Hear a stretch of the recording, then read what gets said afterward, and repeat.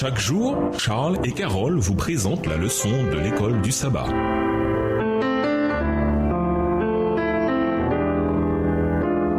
Bienvenue dans votre émission. Dieu nous parle. Voilà la leçon de jeudi, vaincre la convoitise. La convoitise est une affaire de cœur et, tout comme l'orgueil et l'égoïsme, elle passe souvent inaperçue. C'est pourquoi elle peut être aussi mortelle et trompeuse. Il est déjà difficile de vaincre des péchés visibles. Le mensonge, l'adultère, le vol, l'idolâtrie, la transgression du sabbat. Ce sont des actes extérieurs, des choses auxquelles on doit réfléchir avant de les commettre. Mais vaincre des pensées mauvaises, là, ça se corse. Lisons 1 Corinthiens 10, verset 13. Quelle promesse est donnée ici et pourquoi est-elle si importante à comprendre dans le contexte de la convoitise? 1 Corinthiens 10, verset 13. Aucune tentation ne vous est survenue qui n'ait été humaine, et Dieu, qui est fidèle, ne permettra pas que vous soyez tentés au-delà de vos forces. Mais avec la tentation, il préparera aussi le moyen d'en sortir, afin que vous puissiez la supporter. Comment par la puissance de Dieu peut-on se prémunir de ce péché dangereusement trompeur? Premièrement, prenez la décision de servir Dieu, de dépendre de lui et de faire partie de sa famille. Choisissez aujourd'hui qui vous voulez servir. Moi et ma maison, nous servirons le Seigneur Yahvé. Josué 24, verset 15. Deuxièmement, soyez chaque jour en prière et citez Matthieu 6, verset 13. Ne nous expose pas à la tentation, mais délivre-nous du mal, car c'est à toi qu'appartiennent dans tous les siècles le règne, la puissance et la gloire. Amen. Quand vous savez pertinemment que vous convoitez quelque chose que vous ne devriez pas avoir, priez en vous réclamant des promesses de victoire de la Bible, comme 1 Corinthiens 10, verset 13. Troisièmement, soyez réguliers dans l'étude de la Bible. J'ai caché ta parole dans mon cœur, afin que je ne pêche pas contre toi. Psaume 119, verset 11, version Darby. Jésus a abordé le problème humain ou le problème du péché. Il fut tenté en tout point comme nous. Et pour obtenir la force de résister, il passait des nuits entières dans la communication avec son Père. Jésus ne quitta pas cette terre avant d'avoir à la fin montré l'exemple en préparant la voie et promis la puissance nécessaire pour que chacun puisse mener une vie de foi et d'obéissance, dans le but de développer un caractère semblable à Christ. Cherchez le Seigneur pendant qu'il se laisse trouver. Invoquez-le pendant qu'il est proche, que le méchant abandonne sa voie et l'homme malfaisant ses pensées. Qu'il revienne au Seigneur qui aura compassion de lui, à notre Dieu qui pardonne abondamment. Ésaïe 55, les versets 6 et 7.